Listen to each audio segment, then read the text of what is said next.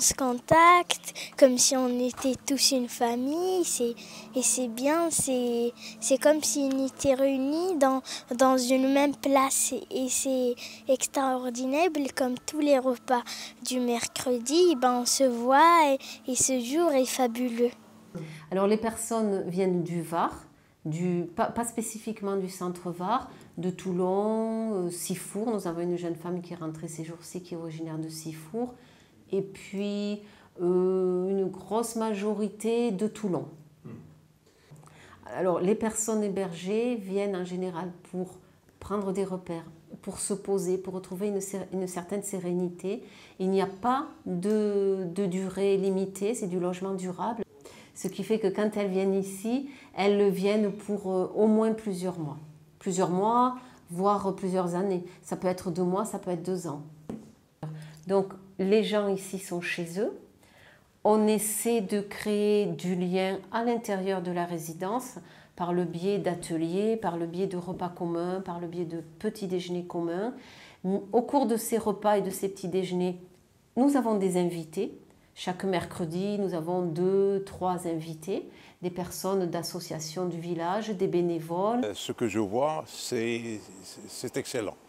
Le repas, par exemple, d'aujourd'hui, ça a été sous un angle amical.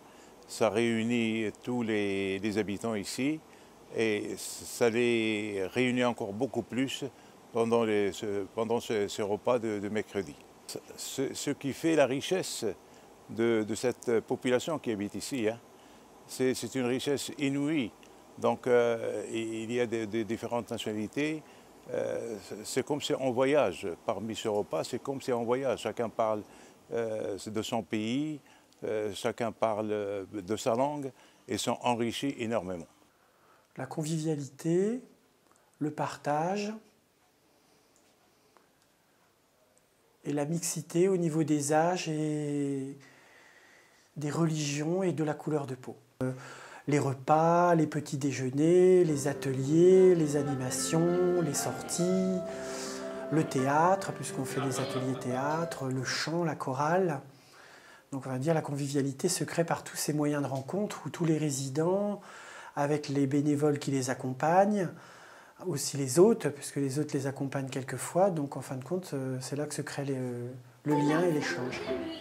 Le partage, c'est quand tout ce groupe est formé, en fin de compte, c'est l'échange par la discussion et c'est là où le partage se fait, quoi.